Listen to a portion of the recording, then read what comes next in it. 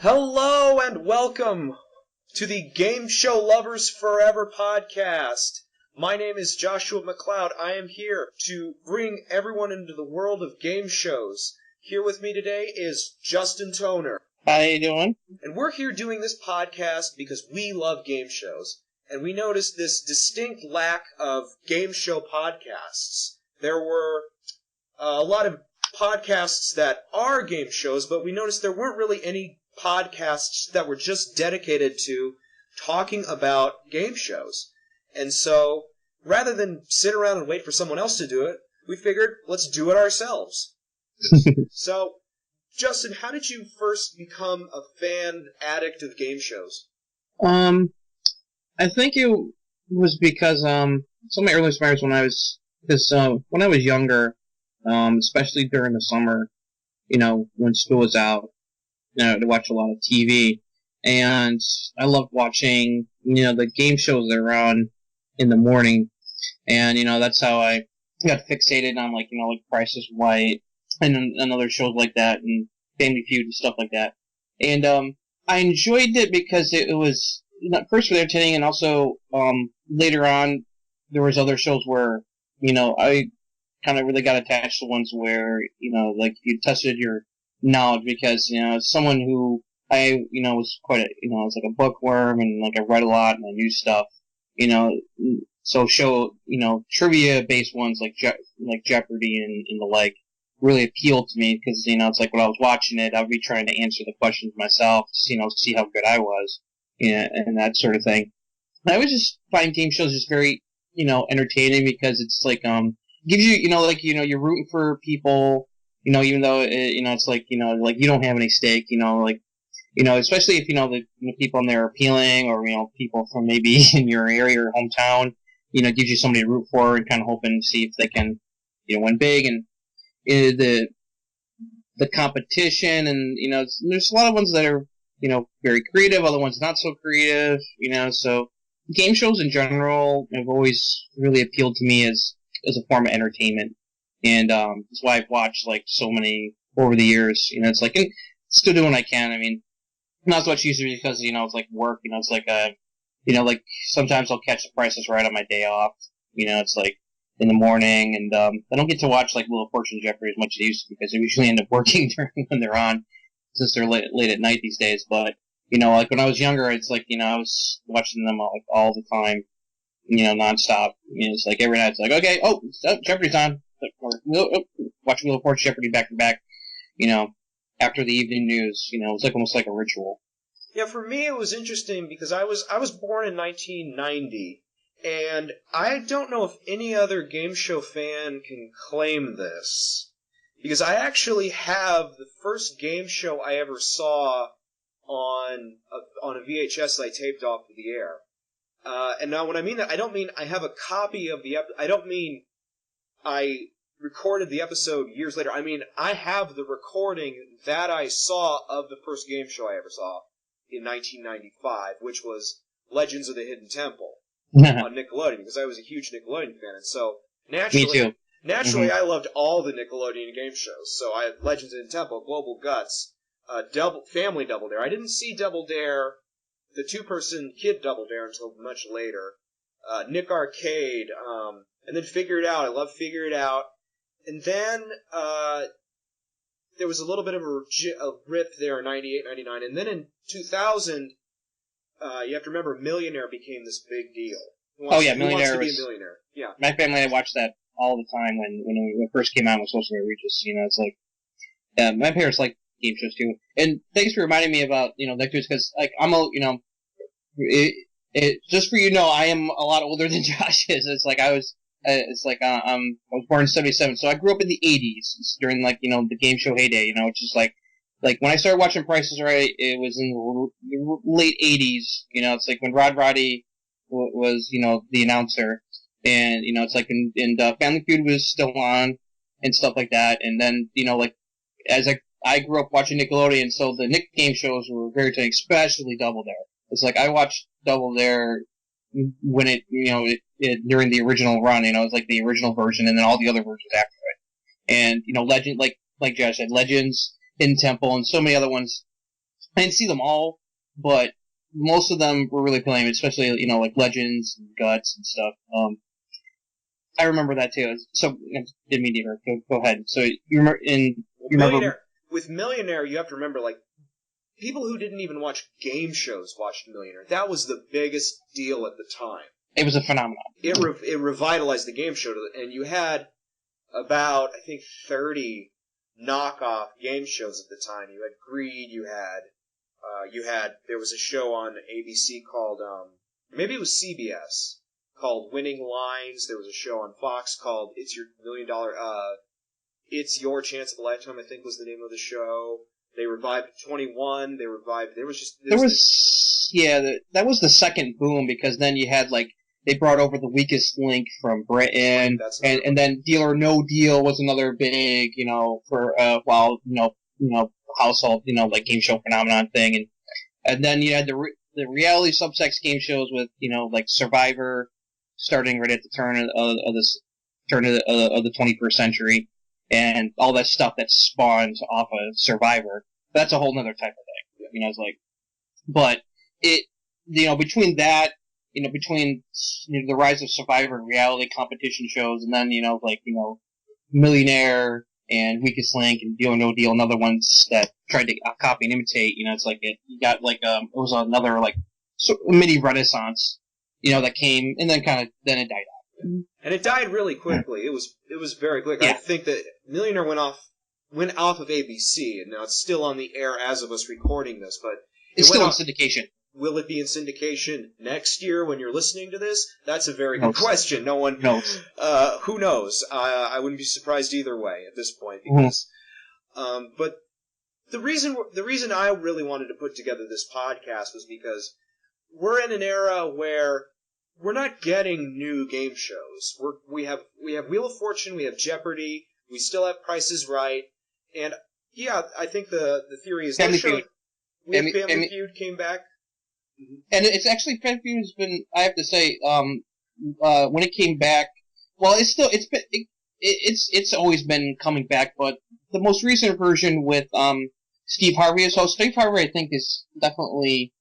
Every time I've watched the Steve Harvey ones, I've really enjoyed them. I think he's one of the best hosts, in my opinion, Family Feud has had in a while. Yeah. And there's been a lot ever since, they've been 6. Richard Dawson and Ray Combs era.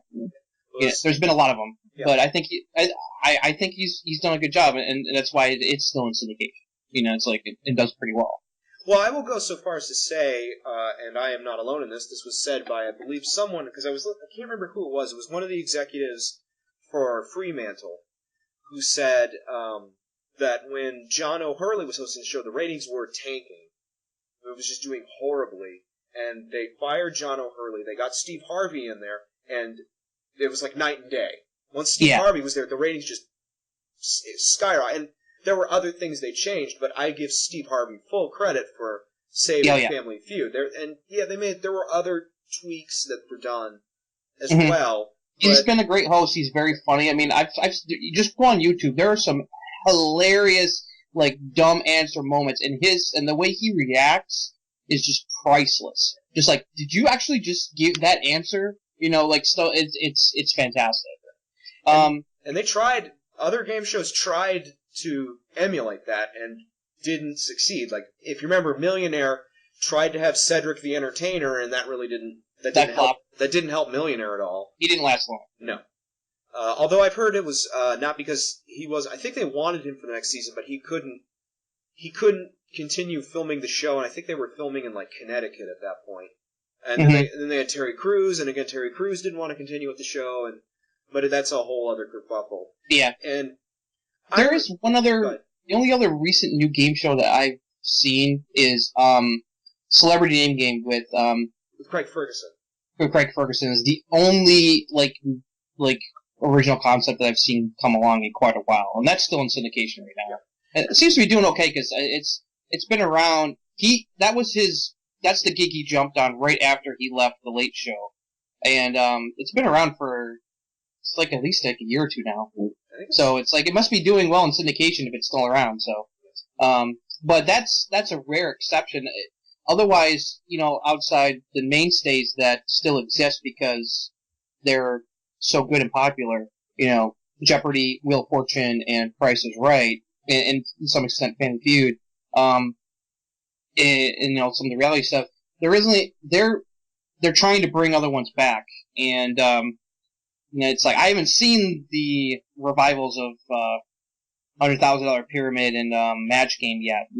I know you have, and I think you'll have plenty to say on that later. Well, I will plead the fifth on this one on the grounds that I do not wish to perjure myself, because I am well aware that I am alone in my opinions. So on that basis, I will say I did not care for them. I did not care for the Pyramid remake, and I did not care for the Match Game remake. But I am well aware that I stand that most people do not agree with me, and that's fine. Really? Are they getting like positive reviews? Again, I have a lot of friends in the game show community, and I read a lot of positive things about it. I don't see the positive things, but that's just me, and I'm well aware that my opinion is not everyone's opinion. Yeah. And so I will, if people want to watch it, far be it for me to say they shouldn't. I will not be watching it again. Okay. Well, I remain skeptical because, and Josh probably agree with me, though, the shows weren't, well, although maybe, Pyramid was still on air when I was really watching TV in the late 80s, but like, 88. Yeah, it was on for a little bit, okay.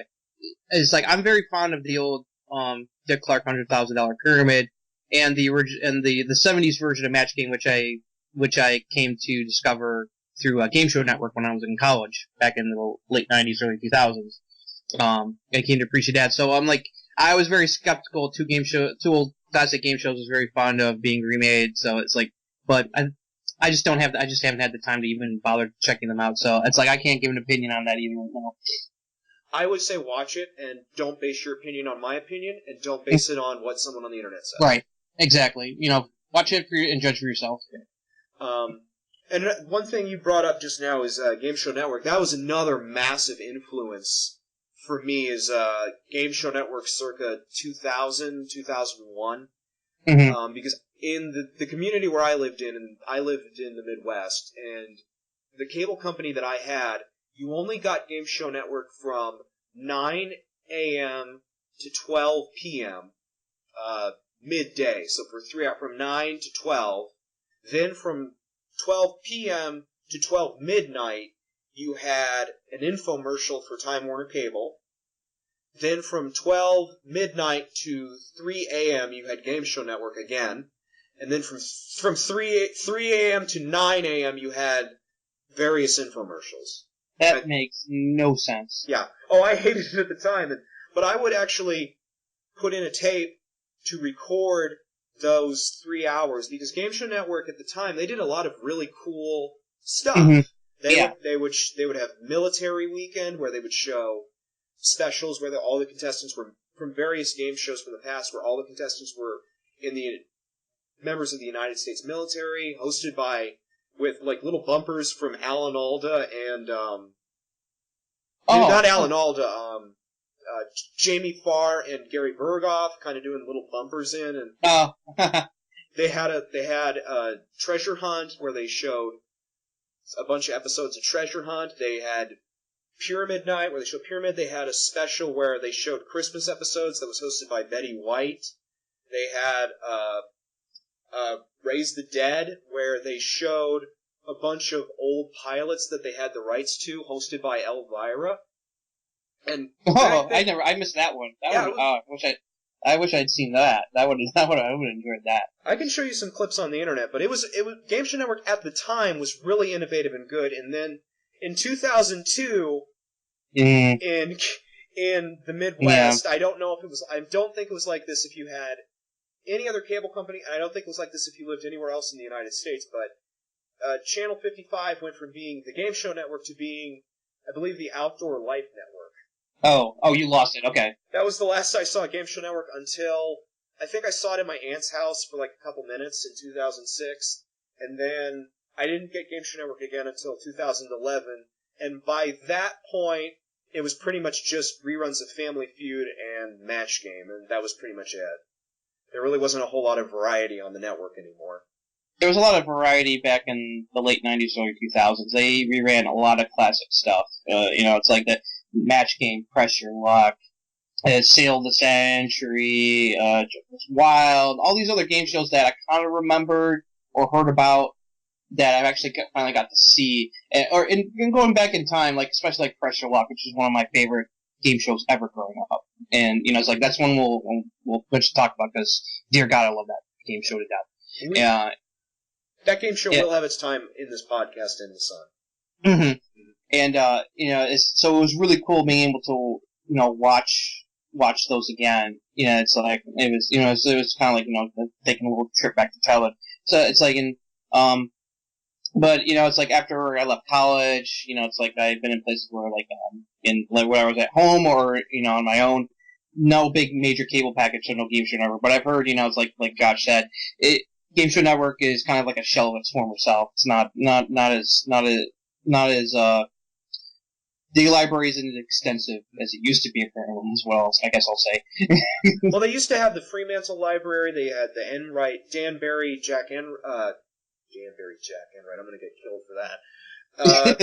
Jack Barry, Dan Enright Library, they had the Chuck Barris Library from Sony, they had the Bob Stewart Library, they had a bunch of libraries. Now I think they may have a little bit of the Fremantle Library, but that's about it.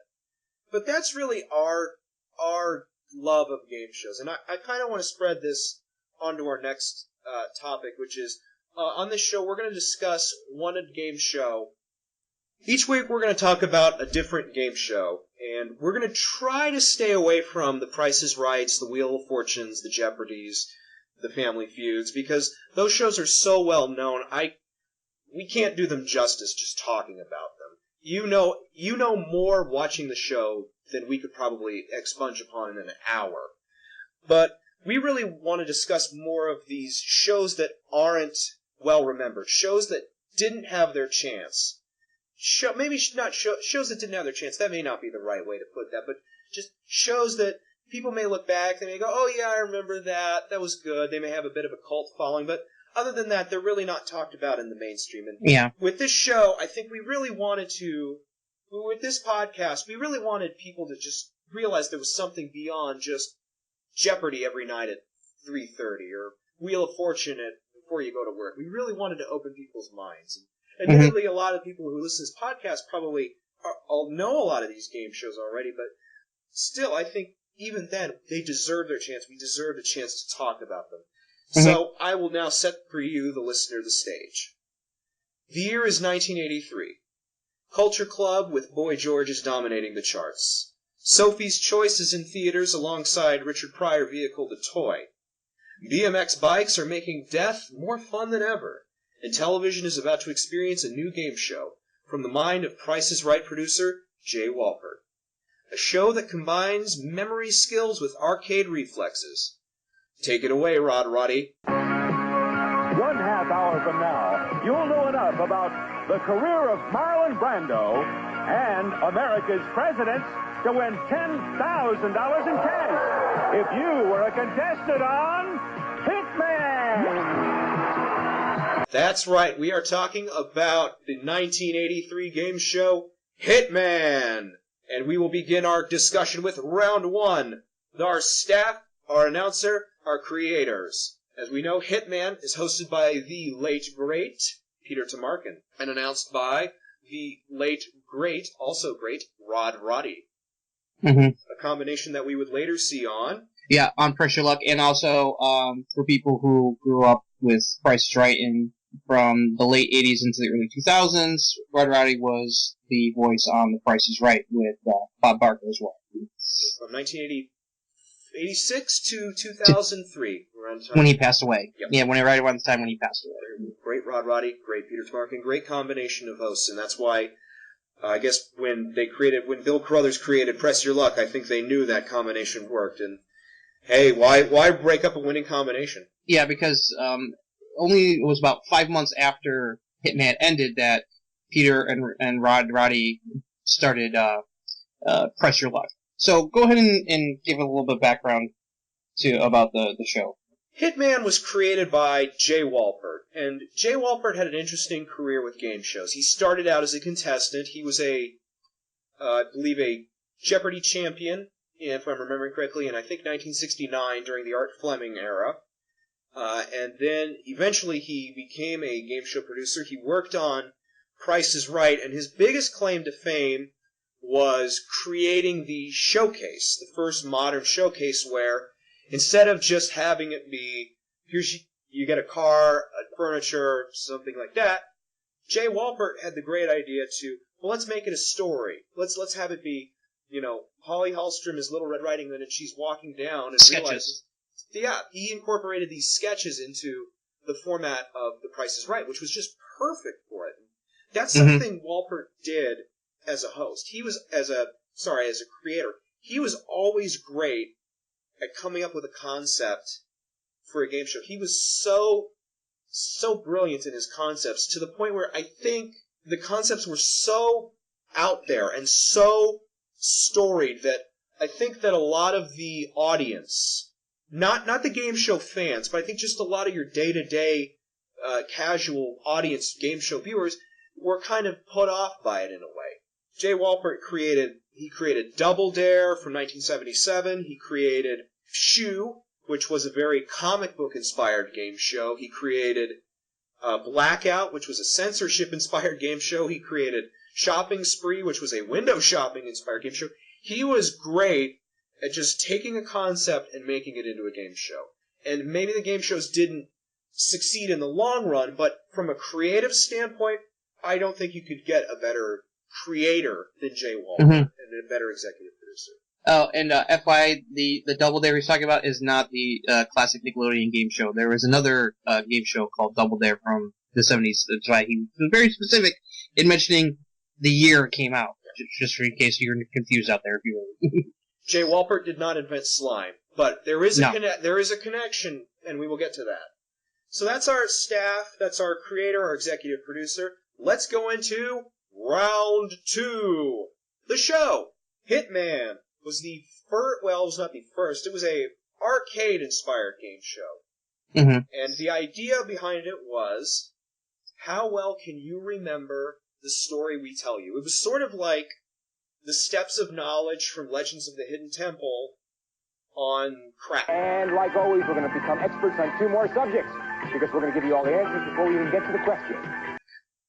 Yeah, it's basically it's a memorization because Peter would pick a subject, like in the one episode that I watched just recently this past week was the first one was The Wizard of Oz, and he talked about the making of The Wizard of Oz and all these details about the film and the actors and everything, lots of trivia, and then he would ask a series of questions about all the stuff he just has to and basically you really had to pay attention to what he was talking about so you can answer the questions correctly. Now, I promised all of you, before we ask any of the questions, we'd give you all the answers. But all the answers are in the form of a story. And all the questions we ask are going to be based on that story, the story of Brando. Give him a hando. When we think of Hollywood stars, we picture limousines and jewelry and life in the fast lane. Marlon Brando has always taken a different road. It was the first game show that gave you the answers. Like, you and I, we could be 2 totally different people. You could be a physics professor, and I could be a janitor. But at the end of the day, if we both go on Hitman, we're both going to be on the same level. It's just going to come down to who can remember and who can react better, who can play the game better. But the way it would start out is Peter would read off a story, again about Wizard of Oz, making of the Godfather, something like that. Then 3 contestants would sit, and each one would be represented by a hitman. In round 1, our 3 challenges will be fighting it out in order to determine which 2 of them are going to go on to do battle with our reigning champion later on in round 2. And we make that determination by running a little race. Whichever 2 of you crosses the finish line first will be the 2 who go on to meet our champion in round 2. Unfortunately, the 3rd place finisher will be out of the game. Different colored hitman. And then Peter would begin to ask questions, all of the answers of which were in the story that he had just said. If you rung in, and then at that point, you could ring in at any point during the question, and if you answered it correctly, you would move 1 step up the money ladder. If you answered it incorrectly, you would be locked out for that question, and then your opponents would get an opportunity to hear a question, and you wouldn't be able to answer it, but they would be able to answer it. The first person to answer 5 questions correctly won $300 and moved on to round 2. The next player to get 5 questions correctly won $200 and would move on to round 2. And the third place finisher would, as they say in the business, get a nice parting gift and would be ushered off the stage, and we would never see them ever again. Yeah, they such as like a toaster or kitchen utensils. Yeah. And better luck next time. Your typical departing contestants will receive your supply of rice-a-roni. Although I don't know if they ever actually gave away your supply of rice-a-roni on any game show as a consolation prize. And then round 2, you had the 2 competitors return, and they played against the grand champion, the champion from the previous show. We're ready for round 2, and it's played entirely differently from round 1, because in this round, the challengers attempt to unseat the champion. And Peter would read off another story about some totally different subject. So in the first round, the origin of Levi jeans or something like that. Yeah, Levi's jeans, or just something random, Cleopatra, just something that had nothing to do with the first story. And then all of the questions in the second round would be based on that story. And Marlon, because you came in first in round 1, you get 4 hitmen, and here they are. And Diana, you came in second, so you get 3 hitmen, and here they are. Now that's a combined total of 7, so Casey, to keep things nice and even, we always give the champ 7 hitmen, and here they are. All right, in this round, the champion, Casey, is going to fight each challenger one at a time. Players, a right answer knocks out an opponent's man, a wrong answer knocks out one of your own men. But when a challenger loses a man, he or she must stop playing while the champion then takes on the other challenger. The champion is trying to wipe out all the challenger's men. Each challenger is trying to wipe out the champion's last man. And, of course, the winner of the game will get a chance to go on for a triple crown with $10,000 in cash. Once the story was read to the contestants, they were then shown the board upon which our game is played, as Peter said. The contestant who reached the top of the money ladder first received 4 hitmen. The contestant who reached the money ladder second place received 3 hitmen. And the returning champion would be given 7 hitmen.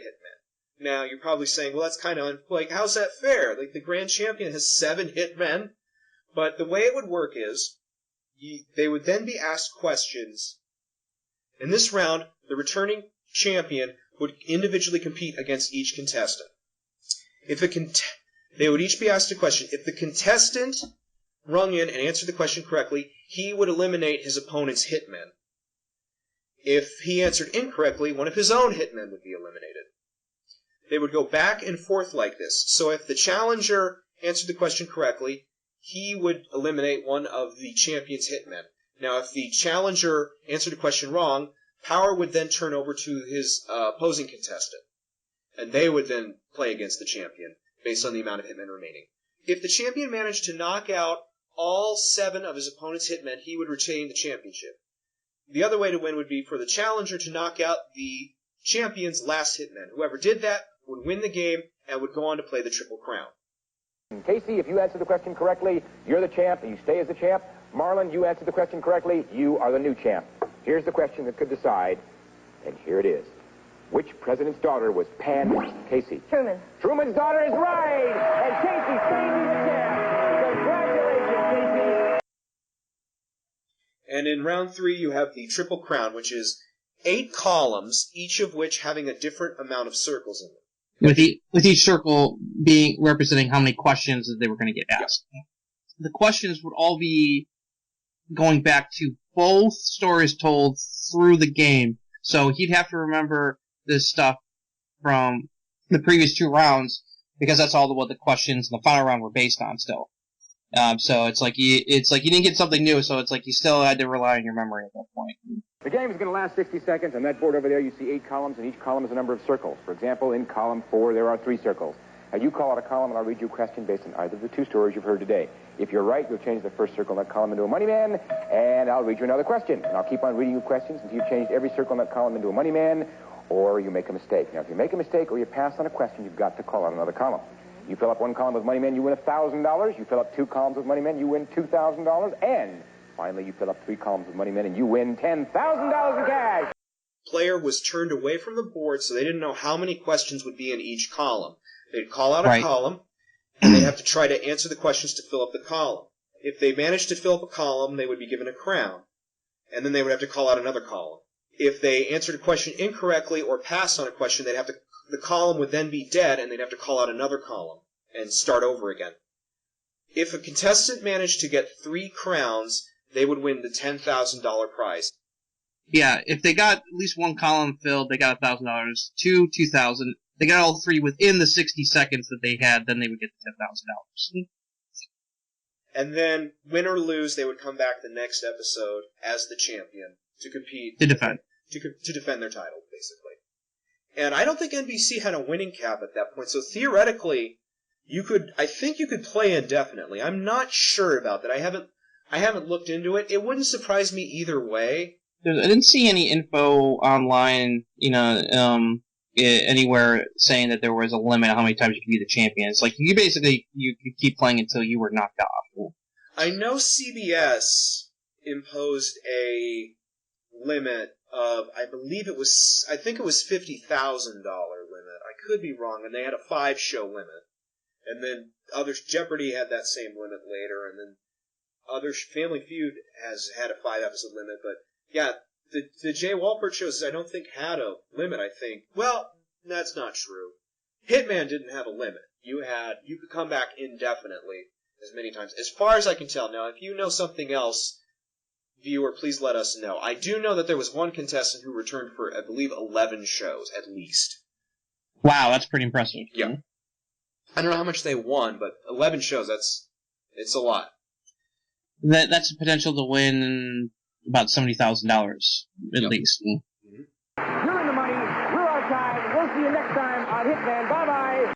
That was the show, and that's how it worked for 65 glorious episodes. So let's move on to Round 3, the history of the show.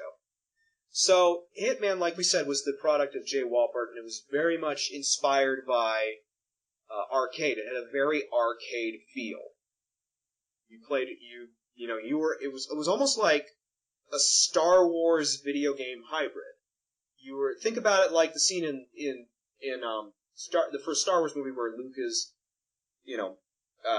trying to blow up the Death Star in a way. Like each contestant had their own podium. They were behind like a pod in a weird way. It was a very interesting setup. Yeah, and video games were definitely starting to hit the mainstream at the time, with Atari and everything, it's like in movies like Tron, stuff like that. So it's not a surprise that around that time they tried something like this. It's like Yeah, and it's a horrible, almost horrible timing that this show came out the same year as the big video game crash. So that's what I was trying to remember. I just you jogged my memory. It's like it is ironic. It's like later that year is when things tanked for a while until the advent of the Nintendo Entertainment System a few years later. Hitman premiered on January 3rd, 1983, on NBC, along with 3 other game shows. The NBC revival of Sale of the Century, and Just Men starring Betty White. Now, obviously, one of those shows did better than the other 2. Sale of the Century was on NBC for 6 years. Just Men and Hitman, not so much. Those were only one and done, as they say in the business. Yeah.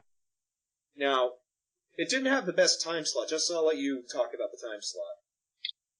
Hitman was on in the morning at 11:30 a.m. Eastern Time.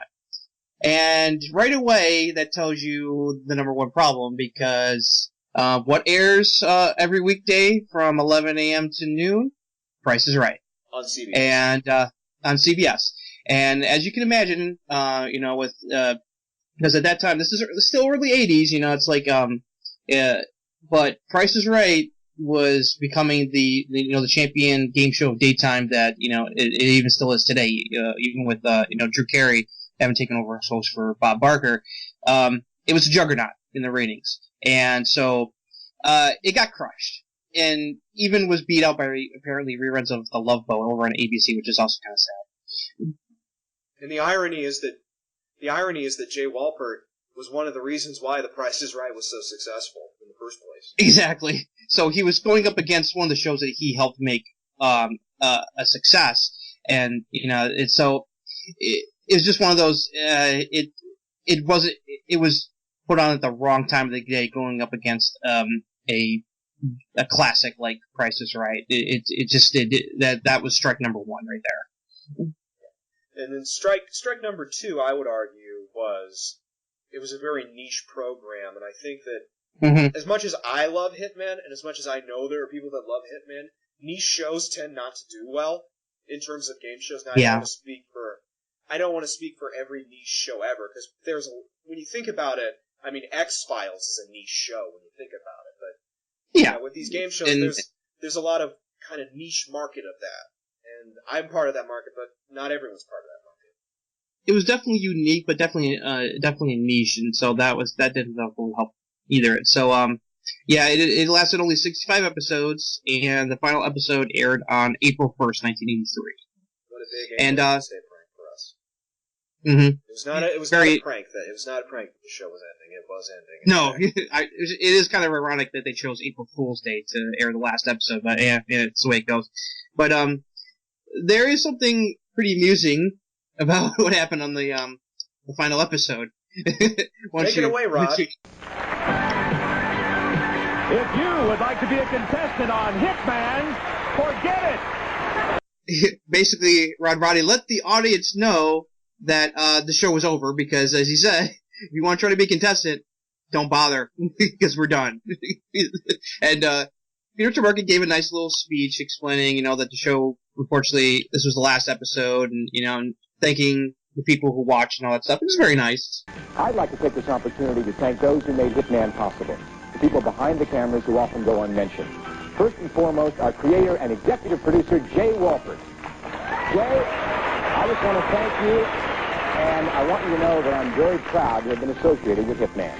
I'd also like to thank the producers, Randy Neese and Roger Speakman, our associate producers, Stacy Babbitt and Joel Heck, of course, my partner in crime, our announcer, Roddy, and of course, Kyle Katz, and last, but far from least, our director in the booth, John Dorsey, the Fox. On behalf of all of us at Hitman, thank you for watching, and goodbye!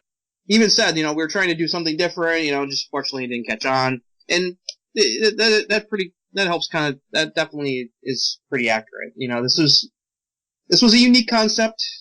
It's some interesting ideas, but, it just didn't catch on.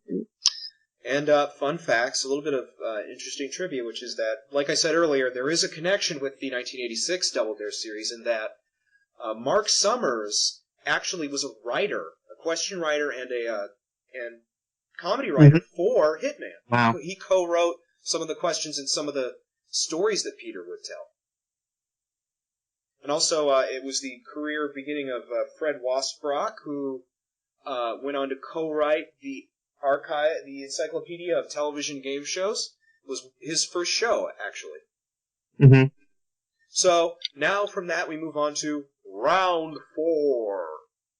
What we liked and what we didn't like. So, let's start with the negative so we can end on a positive. So, Justin, what did you not like about the game show Hitman? I think one of the few negatives is related to the format in the second round, because the way it was set up is that from the first round, the person who got first place got to go head to head with the champion first. They were the guy that got second place for round he had to sit out the first question. It was just between those two. And theoretically, he may very well have had to sit out the entire round if the champion got all the questions correctly. Yeah, exactly. That was one of my problems, is that theoretically, unless the champion completely obliterated that guy, he was not going to have a chance, because if the first place person by himself took out the champion, it was over. He wouldn't get a chance to do anything. He would just have to sit there. So I thought that was kind of a little unfair. It would have made more sense, like, if the first place contestant from round 1 knocked off the champion, then those two would go at it for, to declare who was the real champion. I thought that would have been a little more fair. Because otherwise, if the first person was really good and completely obliterated the defending champion, he was screwed. He was just going to sit there and do nothing. And so I thought that was a little unfair. Well, I'll say this about round 2 is, it's very confusing. Like, listening to our description was very hard to follow. Again, watching it's not that much easier. So if you're the casual game show viewer, it's going to be hard to kind of just tune in to the format when the second round, it's very hard to follow.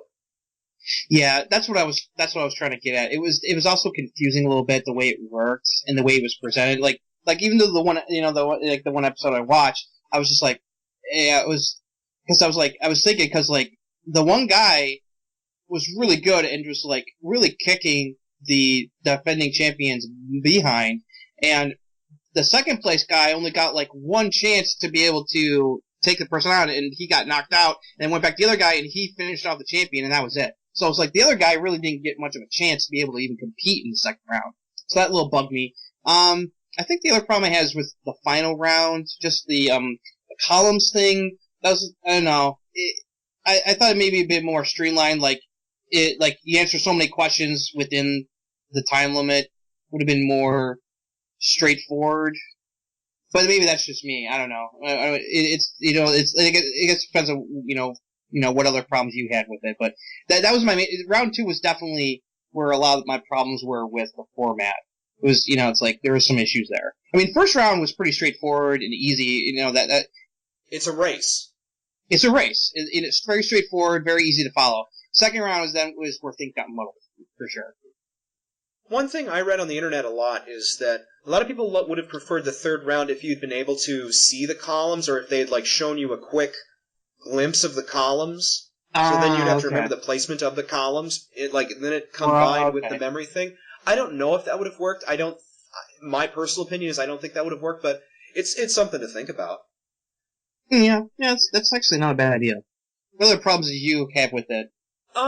Again, I love this game show so much. Like we said, round two is a little bit confusing. I guess the only thing I don't like about it, and this is more of a selfish thing, is because the audio clips and because of the footage they used in these stories, we were never able to rerun the episodes later.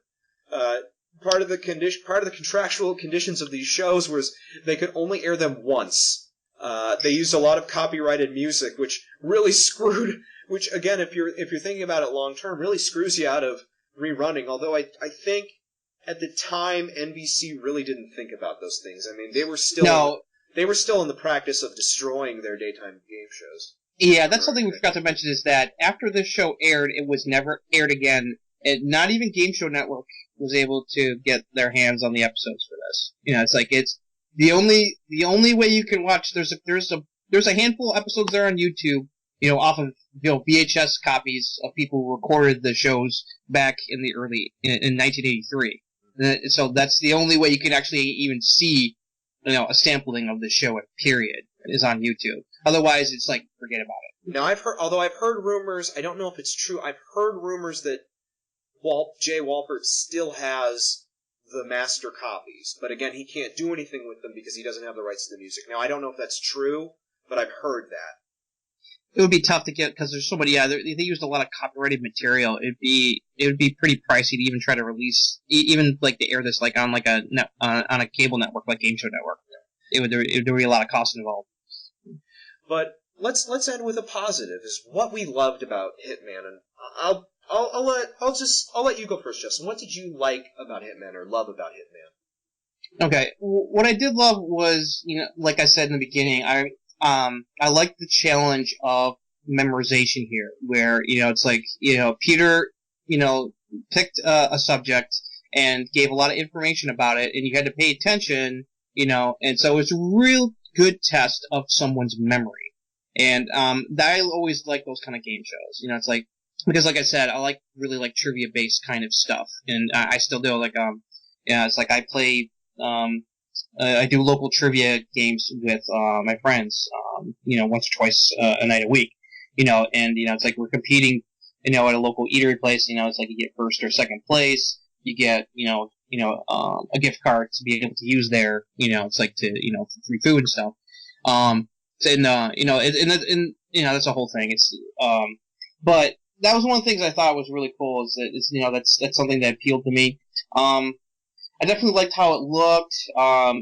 Peter Tomarken, as we'll probably talk about when we eventually talk about Pressure Luck, was a very good game show host. He had a great personality, good sense of humor. Roddy, it's like this, good announcer. So, which is why, they were brought back to work together for Pressure Luck, a couple months later. So they definitely had a good chemistry going. And it definitely something unique for the 80s. You know, it's like I see what they're going for. It was definitely something different and unique. So I kind of like it for that. You know, it's like maybe if they made me some adjustments to some of the format a bit, and definitely a better time slot than throwing it to the wolves against the Price is Right juggernaut. Maybe it may have had maybe a better chance to last maybe a little longer, but you know, that hindsight's 20/20 on that at this point. It's hard for me to say anything bad about the game show Hitman because I love it. I will fully acknowledge I loved everything. I loved almost everything about it. I loved the set. I loved the music. Mm-hmm. No, that's very cool. I loved the music. I loved the tense music that played during the final round and during the questioning. I wish I could get the soundtrack. I know where it is, but I can't get the soundtrack for myself. But that's a whole other thing. I loved the stories. I loved how the stories were funny. It wasn't just here's information. It was here's information and here's some jokes in the stories. You know, those could have easily just been, you know, like a history lesson, but it was a fun history lesson. You know, I loved the questioning. I loved the suspense. It was, what is it? It's a trivia game with an arcade feel. I loved everything. I loved almost everything about Hitman. I wish it had gone longer. I'm not surprised it didn't go longer, but I wish it had gone longer. It had a lot of things going against it, unfortunately, like we talked about. So it's like it's not a surprise that it didn't last. It's good. I guess it got a decent run. I mean, 65 episodes isn't that bad, really, for a game show. And it's like some game shows were lucky to even get past the pilot. You know, if you got at least a couple years out of it, that's pretty good. You know, it's like because there's so many game shows that have come and gone. It's not even funny. So it's like you're able to put a stamp on it. You know, like even some of the ones that we finally remember. You know, and we'll talk about when we get them. You know, like whether it's like you know, stuff like Press Your Luck, they didn't last as long as people thought they did. Only 3 years. It was only 3 years, 83 to 86. Yeah, like, you know, Press Your Luck only lasted 3 years, but three very memory years, and it's, you know, it's like, and while others like, you know, Price is Right, Jeopardy, Wheel of Fortune have been around for decades now. Some of them even came back multiple times. You know, they kept trying to bring it back, hoping it'd catch on, and sometimes it did, sometimes it didn't. So, yeah, it's a shame. It was really cool. You know, it's like I'd never heard about it until Josh pointed it to me, but it's definitely cool. It's there's like I said, there's, you know, just do a search on YouTube, you can find there's like a handful of episodes that are available, including the final episode, and they're not that long. They're only like just a little over 20 minutes. So it's if you definitely want to be curious, just, you know, for that 80s nostalgia, give it a look, especially if you're curious, you know, just to see what it was like, and judge for yourself if you thought that it was something definitely that maybe definitely should have gotten a chance to have a longer run. And now back to Peter Tomarken. Thank you, Rod. Let me explain what Rod just said. This is our last show on Hitman, and we want to thank you for watching. Unfortunately, there just weren't enough of you. We tried to do something a little bit different here. At the end of our show, if you laughed a little and picked up a little knowledge, well, along the way, then we feel we did our job. And with that, we will end our discussion of Hitman. Well, Justin, I think it's time for our bonus round. Oh boy. Wish me luck here. Justin's the guinea pig for our bonus round. Our bonus round consists of 10 questions. 10 questions with a theme. I will tell you what that theme is in a minute. If Justin can manage to answer 6 of the 10 questions correctly in under 60 seconds or 1 minute, he will receive a prize. And this week's prize is a dime. That's right, a dime. 10 whole American cents. Provided by the U.S. government. That's right, the U.S. government. Making money since 1773. Oh, I'm so lucky. Because we discussed the game show Hitman, I have 10 questions regarding hitmen and famous assassination attempts and assassins. Okay. Okay. I might be able to do this. I have 10 questions. If you manage to answer 6 of them correctly in under 60 seconds, you will win the grand prize of a dime. Okay. Alrighty. Are you ready? Okay. Your time will begin after I have stopped reading the first question. Okay. Okay. You may answer at any time. You may pass at any time. There's no penalty for a wrong answer, but you can't come back to it if you pass. Gotcha. Alrighty. Here is your first question. In 1992, hitman Sammy the Bull Gravano testified against which famous New York Mafia king? John Gotti. Right. What 1994 film starred Jean Reno as a retired hitman and Natalie Portman as his protege? Leon the Professional. Yes. Who played Vincent Vega in the 1994 film Pulp Fiction? Joshua Macloud. Correct. In the video game Hitman, by what number is the titular hitman referred? I don't remember. Pass. After being assassinated by his friend, what are the last words uttered by the titular character in William Shakespeare's Julius Caesar? Et tu, Brute. Correct. What television sex doctor was once a sniper for the Israeli army? Dr. Drew? Wrong. Which author's controversial book, Satanic Verses, led to a fatwa placed on his head by Ayatollah Khomeini? Solomon Rushdie. Correct. John Hinckley's attempted assassination of President Ronald Reagan was allegedly done to impress which child actress? Jodie Foster. Correct. Hitman Charles Luciani was better known by what nickname? Time's up. Did you know that last one? No. Hitman Charles Lucky Luciani. We didn't get to the last question, which was which U.S. president was killed in 1881 by Charles Gutiot while waiting for a train at the Baltimore and Potomac Railroad Station? Did you know? I know the answer to that. Yeah, President James A. Garfield. Correct. You managed to get 1, 2, 3, 4, 5. You got 6 questions correctly. You've won the dime. Yay! Congratulations. The answers you didn't get. In the video game Hitman, by what number is the titular hitman referred? He is number 47. Oh, okay. What television sex doctor was once a sniper for the Israeli army? That is Dr. Ruth Westheimer. Seriously? Yep. Did not know that one. Congratulations, Justin. Thank you for playing Bonus Round. It was fun.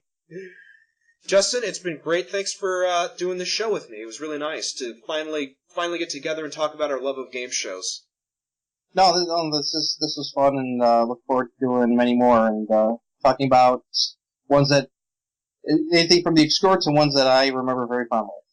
Again, we hope to get many more game show experts on this show, and there's a lot of people out there that know these shows even better than we do. And again, right. We're far from the end all be all, and we hope to keep bringing these to you. If you like it, let us know. Thank you all for joining us. This has been the Game Show Lovers Forever podcast. Audio clips used from Hitman are the property of Jay Wolpert Productions and Metro Media Video Productions. Promos from JRICCI9 for Hitman. Our end theme is State Street Sadie. Our logo was designed by Toby Mobius. Consulting help from Frederick Fritz. On behalf of Justin Toner, this is Joshua Macloud speaking. Game Show Lovers Forever is a Spider's Lair production. And remember, it's hard to see the end when you're beginning.